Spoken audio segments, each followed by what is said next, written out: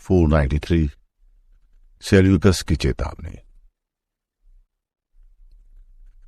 Seleucus ने Helena को अपने साथ ले जाने का हर संभव प्रयत्न किया, किंतु सब व्यर्थ रहा।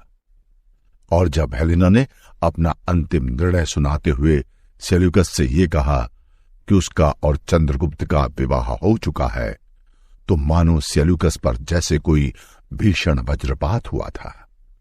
वो बहुत ही हताशा से हेलेना को उस ओर जाते देख रहा था जहां चंद्रगुप्त और चाणक्य खड़े हुए थे। तभी शशांक आगे बढ़ा और आचार्य की दी हुई तलवार सेल्यूकस को भेंट करते हुए कहने लगा, क्षमा कीजिए सेनापति सेल्यूकस, किंतु पिता पुत्र के इस आपसी संवाद में एक आवश्यक शिष्टाचार नहीं निभा पाया। ये तलवार मगध के साधारण ग्रामीणों ने बनाई है और आचार्य ने इसे आपको भेंट में देने के लिए कहा था। ये लौह अयस्क तथा प्रागार के मिश्रण से निर्मित है और बहुत ही शक्तिशाली है। इसे आप जैसे योद्धा के हाथों में ही होना चाहिए। सेल्यूकस का ध्यान भंग हुआ और उसने शशांक को घूर कर देखा।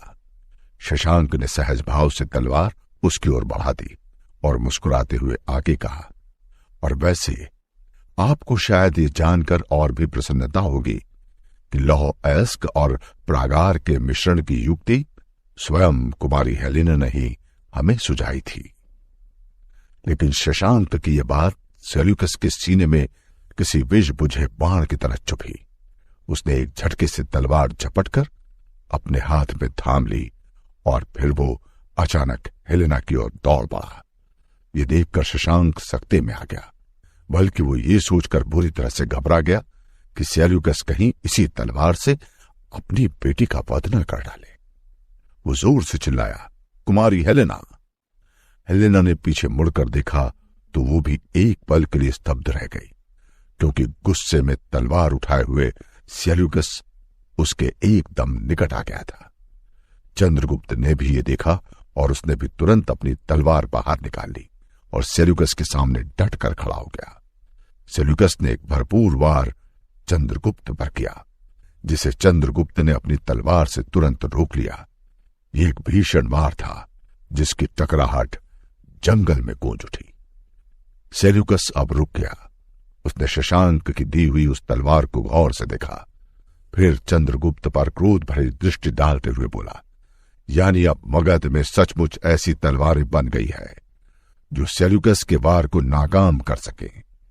किंतु घबरा मत अधम दासी पुत्र, मैं इससे हेलेना का वध नहीं करने वाला था। मैं तो केवल इस तलवार की शक्ति को आजमा रहा था। इसके तुरंत बाद वो हेलेना की ओर बढ़ते हुए बोला, वाह हेलेना वाह, आज तुमने हम यूनानियों की गौरवशाली परंपरा पर कलंक ही लगा दिया। न केवल अपने पिता से गद्दारी की, बल्कि उसके शत्रु का भरपूर सहयोग कर रही हो।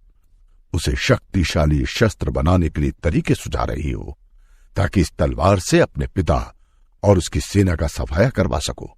अरे दुष्टा, धिक्कार है तुझ पर। जा, आज से सेल्यूकस तेरा त्याग करता है। तू आज से मेरी बेटी नहीं और मैं तेरा बाबा नहीं। हेलेना अब स्तब्ध सी सेल्यूकस को देखती रह गई, किंतु उसके इस प्रचंड क्रोध के आगे वो कुछ भी कहने का साहस नहीं जुटा सकी। सेल्यूकस अब आचार्य चाणक्य से संबोधित होते हुए कहने लगा, और तू मगध का महामंत्री चाणक्य, जिसने न जाने कितने कुचक्र रचकर मेरी मासूम बेटी को अपने वश में कर लिया, ताकि सेल्यूकस विवश हो जाए और मगध की बर्बादी टल जाए। किंतु नहीं धूर्त, नहीं। अब तू देखेगा कि सेल्यूकस कैसे कहर बनकर मगध पर टूटेगा। अब यहां इतना भीषण नरसंहार होगा जिसकी तू कभी कल्पना भी नहीं कर सकता। हेलेना आज जिसे अपनी भूमि कह रही है, उसे यदि मैंने रक्त के समुद्र में न बदल दिया तो मेरा नाम भी सेल्यूकस नहीं। किंतु इस चेतावनी का आचार्य पर कोई प्रभाव नहीं पड़ा। वे सहज भाव से अपने स्थान पर खड़े रहे, लेकिन हेलेना बहुत भयभीत हो गई थी। उसे अनायास ही अपना वो भयंकर सपना याद आ गया था, जिसमें वो एक रक्त समुद्र के बीचों बीच खड़ी थी और उसके सर पर विशाल गाय पंखों वाला भयानक गिद्ध मंडरा रहा था। उसने अब दृष्टि अपने पिता सेल्यूकस पर डाली, लेकिन वो आचार्य की दी हुई तलवार को दूर फेंककर तेज तेज कदमों से चलता हुआ अपने शिविर की ओर बढ़ गया था। चंद्रगुप्त ने आचार्य की ओर देखा तो वे सहज भाव से बोले, अपने अश्व पर सवार हो जाओ चंद्र, हमें वापस राजमहल लौटना है। फिर उन्होंने शशांक से कहा, शशांक को तलवार उठा लो। हेलेना के पिता ने तो हमारी भेंट का सम्मान नहीं किया, किंतु मैं मगध के उन ग्रामवासियों को कभी अपमानित नहीं होने दूंगा जिन्होंने इतने श्रम से इस तलवार को गढ़ा है। इसके साथ उन्होंने शंभुनाथ को रथ मोड़ने का इशारा किया। हेलेना भी उनके साथ रथ में बैठ गई। शंभुनाथ ने मगध की दिशा में रथ बढ़ा दिया। सेल्यूकस की फेंकी हुई तलवार को जब शशांक ने उठाकर अपनी म्यान में रखना चाहा तो सहसा चंद्रगुप्त ने उसे रोकते हुए कहा, ये तलवार मुझे दो शशांक, अब आने वाले महायुद्ध में मैं इसी से सेल्यूकस का सामना करूंगा। शशांक ने तलवार चंद्रगुप्त की ओर बढ़ा दी। इसके बाद वे दोनों अपने अपने घोड़ों पर सवार आचार्य के रथ के पीछे पीछे चल दिए। इधर जहां सेल्यूकस ने अब मगध के विरुद्ध महायुद्ध की घोषणा कर दी थी, तो वहीं दूसरी तरफ मगध के राजमहल में मौजूदा राजा आम भी इस समय बहुत व्याकुल हो रहा था। सेल्यूकस का वध करने की उसकी योजना तो धूल धूसरित हो ही चुकी थी, बल्कि उसके साथ आए गांधार के सभी सैनिक भी मारे जा चुके थे। और अब जब से आचार्य हेलेना को लेकर सेल्यूकस के पास गए थे, तब से तो उसकी ये व्याकुलता और भी बढ़ गई थी। वो ये जानने के लिए आतुर हो रहा था कि सेल्यूकस और हेलेना की इस भेंट का आखिर क्या परिणाम निकला। क्या सेल्यूकस वापस यूनान लौट जाएगा अथवा वो मगध पर आक्रमण करेगा? मदिरापान करता हुआ आम भी अपने आप से ही कहने लगा, यदि सेल्यूकस बिना युद्ध किए वापस लौट गया तो मुझे अपना प्रांत गांधार वापस मिल जाएगा, लेकिन यदि युद्ध हुआ तो वो बर्बर सेल्यूकस मगध के साथ साथ सिंध और गांधार तो क्या बल्कि समूचे राष्ट्र को मिट्टी में मिला देगा। आम्ब के माथे पर चिंता की लकीरें उभरने लगी थी। सहसा उसे एक हल्की सी आहट सुनाई थी। आम भी एकाएक चौंक उठा। उसने इधर उधर देखा। उसके कक्ष का द्वार तथा सभी झरोखे इस समय अंदर से बंद थे। तभी आहट फिर से हुई। आम्बी को अब ये समझते देर नहीं लगी कि कक्ष के पीछे वाले हिस्से की ओर कोई न कोई अवश्य है। वो सावधानी से एक झरोखे के निकट आया और बहुत ही धीमे से उसे खोलने लगा। ये झरोखा कक्ष के पीछे एक बगीचे की ओर खुलता था, जहां घने झुरमुटों के पार महल की चार दीवारी दिखाई दे रही थी। आम्भी को संदेह होने लगा कि कोई निश्चित ही चार दीवारी को कूद कर अंदर आया है और झुरमुटों में छुपा हुआ है। वो गौर से झुरमुट की ओर देखने लगा, मगर तभी जैसे ही उसकी आंखों के सामने एक तेज बिजली सी कौंधी, क्योंकि झपकते ही एक तीर हवा में उड़ता हुआ आम्भी की ओर ही आया और उसे लगभग छूता हुआ निकल गया। आम्भी बुरी तरह से हड़बड़ा कर पीछे हटा, लेकिन लड़खड़ा कर नीचे गिर पड़ा। अचानक हुए इस हमले से वो बुरी तरह से घबरा गया था। तभी उसे एक तेज शोर सुनाई दिया, लेकिन आम्भी में इतना साहस नहीं था कि वो फिर से झरोखे में से बाहर देख सके। वो अब कक्ष के द्वार की ओर भागा और उसे खोलकर अतिथि गृह से बाहर दौड़ा चला आया। उसने देखा कि थोड़ी ही दूरी पर महल के प्रहरी खड़े हुए थे।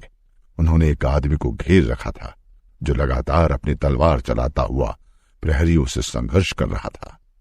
आदमी ने अपना चेहरा ढक रखा था और उसके कंधे पर एक धनुष था। आम्भी बुरी तरह चौंक उठा, यानी ये वही आदमी है जिसने उस पर तीर चलाया था। किंतु ये है कौन और उसने आम्भी को मारने की कोशिश क्यों की होगी? आम्भी अभी कुछ समझ पाता कि तभी उसे तेज चीख सुनाई दी। उसने देखा कि प्रहरियों ने उस आदमी को मार डाला था। उसका रक्त रंजित शव भूमि पर पड़ा हुआ था। आम्भी अब आगे बढ़ा और जिज्ञासावश वो प्रहरियों से कुछ पूछने ही वाला था कि तभी उग्रसेन वहां आ पहुंचा। आम्भी फिर से पीछे हट गया। उग्रसेन ने एक दृष्टि उस अज्ञात आदमी के शव पर डाली। फिर उसने प्रश्नवाचक दृष्टि से प्रहरियों की ओर देखा। एक प्रहरी ने कहा, स्वामी, ये चार दीवारी कूदकर महल के अंदर घुस आया था, किंतु अभी ये कुछ कर पाता उससे पहले ही हमने इसे मार डाला। उग्रसेन ने आगे बढ़कर उस आदमी के चेहरे पर ढका नकाब हटा दिया, किंतु यह आदमी उसके लिए एकदम अजनबी था। तभी उसकी दृष्टि राजा आम्भी पर पड़ी और उसने पूछा, राजा आम्भी, क्या आप इस आदमी को पहचानते हैं? आम्भी रोष भरे स्वर में बोला, कैसी मूर्खों जैसी बातें करते हो उग्रसेन। अरे मैं भला कैसे बता सकता हूं कि ये कौन है? मैं तो प्रहरियों का शोर सुनकर यहां चला आया था। उग्रसेन अब थोड़े अर्थपूर्ण स्वर में बोला, मेरी बातों को अन्यथा ना ले राजा आम्भी, किंतु यह आदमी जिस तरफ से महल में घुसा है वह आपका अतिथि गृह है, बल्कि आपके कक्ष का पिछला झरोका उसी ओर खुलता है। तो मेरा विचार था कि शायद आपने इसे सबसे पहले देखा होगा। उग्रसेन को अपने ऊपर यूं मिथ्या दोषारोपण करते देख आम्भी ने अब अपना आपा खो दिया। वो गुस्से से चिल्लाते हुए कहने लगा, तुम कहना क्या चाहते हो उग्रसेन? क्या तुम मुझ पर संदेह कर रहे हो कि इस आदमी को मैंने महल में आने दिया? अरे मैं भला ऐसा क्यों करूंगा? मैं तो उसे जानता तक नहीं, बल्कि मैं तो खुद अभी मरते मरते बचा हूं। अब अपने नशे और गुस्से की झोंक में राजा आम्भी ये कहने ही जा रहा था कि इस अज्ञात आदमी ने उस पर तीर चलाया था, लेकिन अचानक उस दिमाग में एक बिजली सी कौंधी और वह एकाएक चुप हो गया।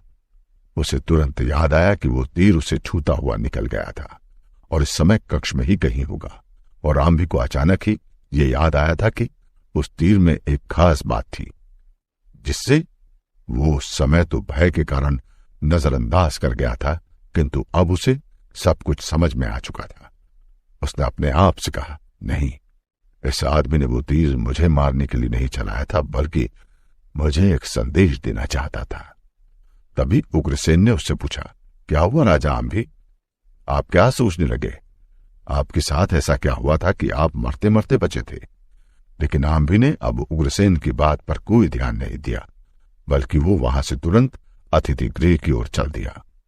अपने कक्ष में घुसने के साथ ही उसने देखा कि उसका अनुमान एकदम सही था। वो तीर उसके कक्ष की एक दीवार में धंसा हुआ था और उसके साथ एक भोजपत्र लिपटा हुआ था। आम्भी ने सबसे पहले तो अपने कक्ष का द्वार बंद किया, फिर फुर्ती से आगे बढ़कर तीर से लिपटे भोजपत्र को खोलकर देखा। उस पर लिखा हुआ था, राजा आम्भी, यदि अपने गांधार को फिर से वापस पाना चाहते हो तो आज रात नगर की दक्षिण दिशा की ओर नदी किनारे आ जाना। तुम्हारा एक पुराना शुभ चिंतक। आम्भी अब हतप्रत सा उस संदेश को न केवल देख रहा था, बल्कि बार बार पढ़ रहा था, लेकिन उसकी समझ में कुछ भी नहीं आ रहा था कि आखिर ये उसका कौन सा पुराना शुभ चिंतक है जिसने मगध के राजमहल में घुसकर उसे यह संदेश भेजने का दुस्साहस किया है। तो आखिर कौन है ये आम्भी का पुराना शुभ चिंतक और क्या उद्देश्य है इसका? और उधर अब जब सेल्यूकस ने महायुद्ध की चेतावनी दे दी है तो क्या कदम उठाएंगे आचार्य और क्या होगा इस युद्ध का परिणाम? जानने के लिए सुनते रहिए चाणक्य।